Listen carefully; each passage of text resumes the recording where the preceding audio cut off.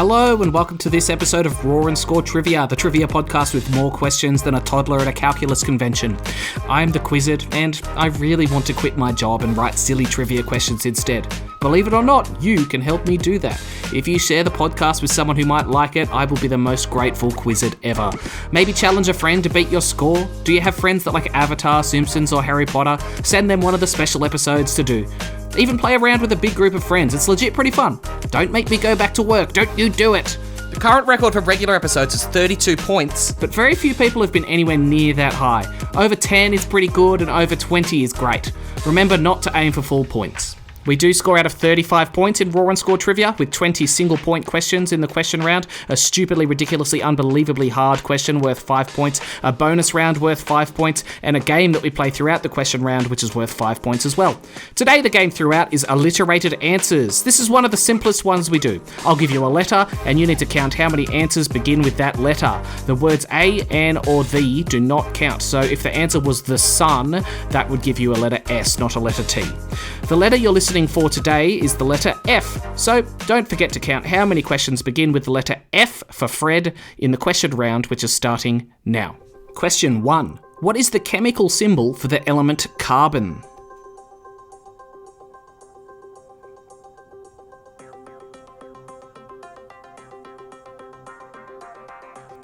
When in doubt, use the first letter of the element. It's a C.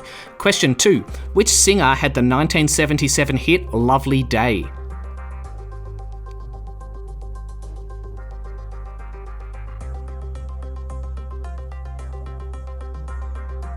Bill Withers. That's another one of my all-time favourite songs. It never fails to put me in a great mood.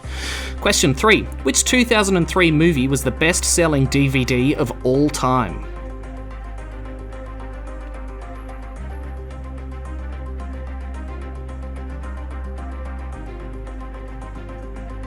Finding Nemo. Makes sense. I think I owned 3 of those DVDs for some reason. Question 4. What word represents the letter U for uneven in the NATO phonetic alphabet?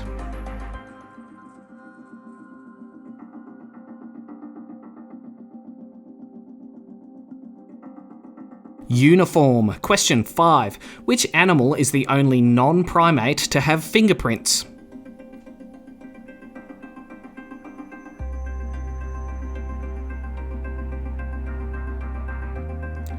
Koalas. So, if a koala ever robs your house, you can dust for prints to find out which one it was. I'll sleep well tonight knowing that. Question 6. Finish the lyric. Here's a little song I wrote. You might wanna sing it note for note. Don't worry. What's next?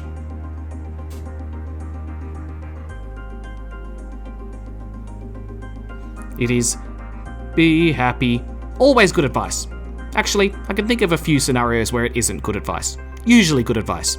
Question 7. Which attack led to the United States of America joining World War II?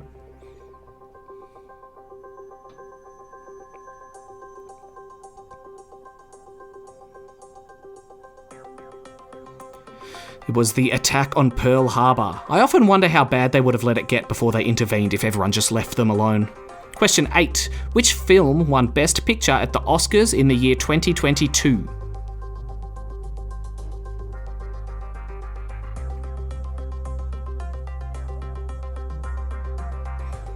It was Everything Everywhere All at Once. Highly recommend. It starts as one of the most confusing watches of all time, but it's all worth it. Question 9. In The Emperor's New Groove, which animal is Emperor Kuzco magically turned into?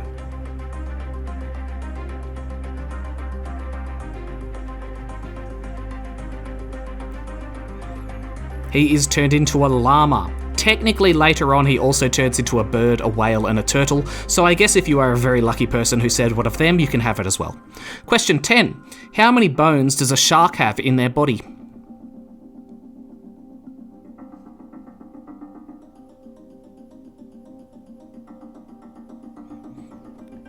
Zero. Ooh, what a twist. Question 11. What are the names of Will Smith's 3 children? Just first names.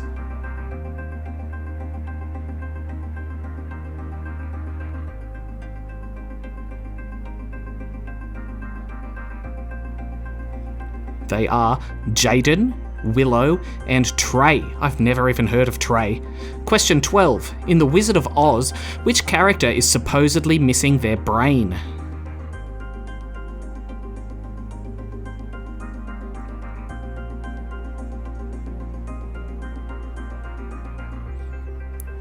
The Scarecrow, If I Only Had a Brain, is an underrated banger.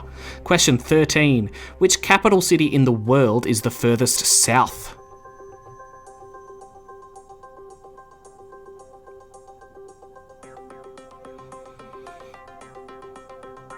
It is Wellington, New Zealand. Question 14. In American football, how many points do you score for a touchdown?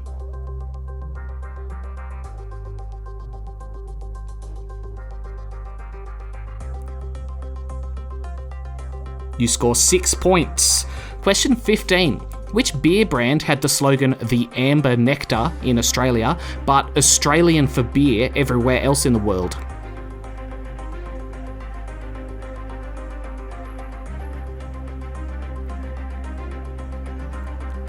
Foster's. No one that I know actually drinks Foster's. All the overseas people looking for the Aussie experience need to get some VB up them. Question 16. Which famous playwright was born in the year 1564?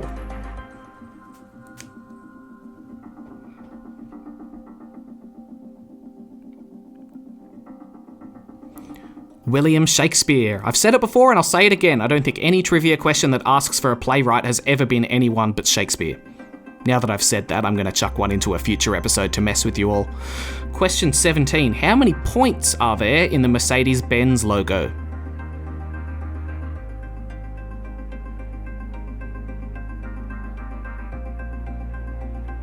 There are 3. Question 18. Strand, Trafalgar Square, and which other property make up the red set in the British version of Monopoly?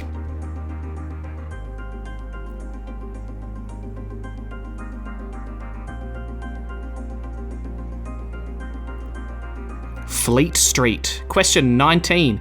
In which country would you celebrate the Sakura Matsuri Cherry Blossom Festival?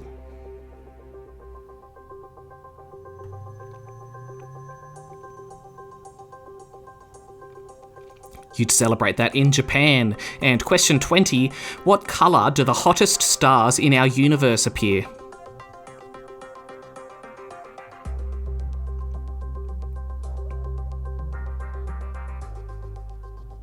Apparently they're blue, which is pretty cool. Okay, that's it for the questions, but did you remember we were playing alliterated answers? We were listing out for how many answers started with the letter F. Lock in your answer now. The answer was 3. The 3 answers that started with F were Finding Nemo, Foster's, and Fleet Street. You get 5 points if you pick that up. Well done. Coming up, we have the stupidly hard question and the bonus round for the episode. This week's bonus round is Spelling Bee. See you after the break for that.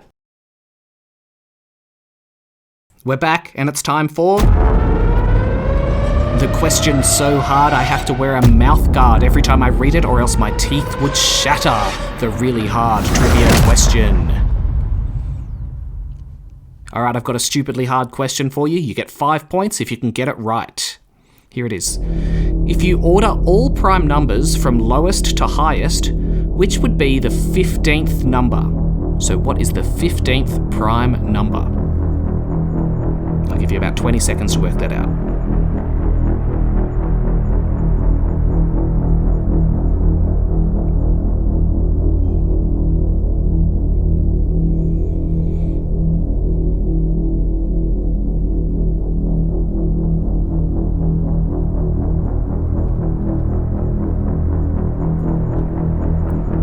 Five more seconds.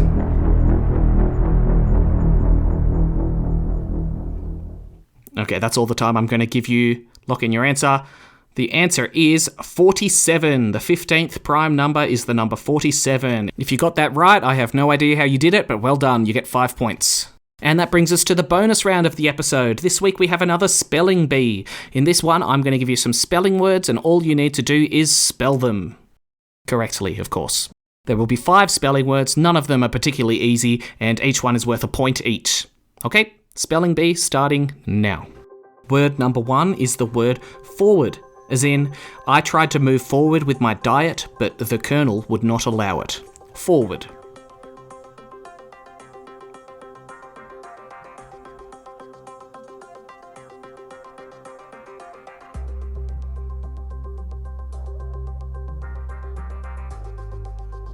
That one is Forward. Forward. Word number 2 is intellectual, as in, you are doing a spelling test in your spare time. You must either be an intellectual or just very sad.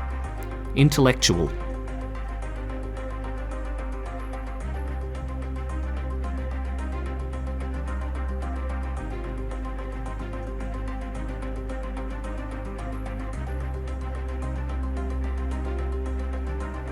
That one is Intellectual. Intellectual. The next word is the word connoisseur, as in, I am a connoisseur of wine, as evidenced by my preference for fruity Lexia from a box. Connoisseur.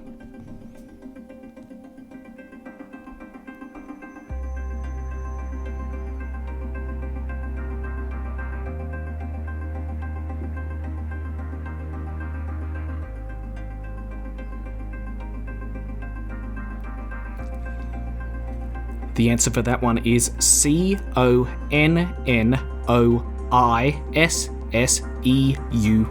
Connoisseur. Word number 4 is acknowledge, as in, I do acknowledge that it's much more difficult to spell words if you don't have a pen and paper, but too bad, so sad. Acknowledge.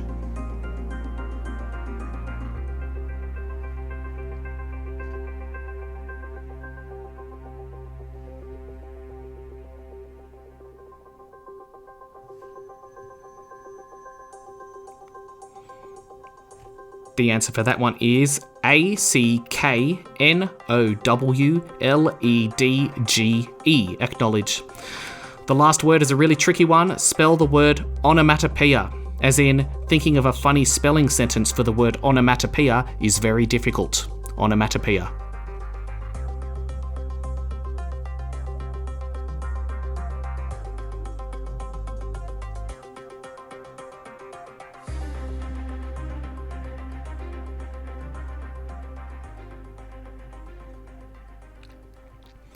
The answer for that one is Onomatopoeia.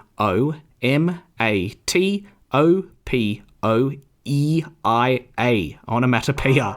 I don't think anyone other than Microsoft Spell Check has ever spelt that word correctly, so well done to you if you did. That's it for the points this episode. Don't forget to find me on Facebook or Instagram and send me a message with your name and score for a shout out at the end of a show. This week I've heard from Christy and Kuma, who scored 18 and somehow believed that Danny DeVito had a plane crash. Laura and Robbie scored a 12 together. Alyssa from Sydney scored 21. Rick scored a 17 and Beck scored a 12. And she confessed to me that she's never gotten a 2 truths, 1 lie question right, which makes me feel good about my lying ability. All right, thanks for listening. I'll see you next week with another episode. Bye-bye.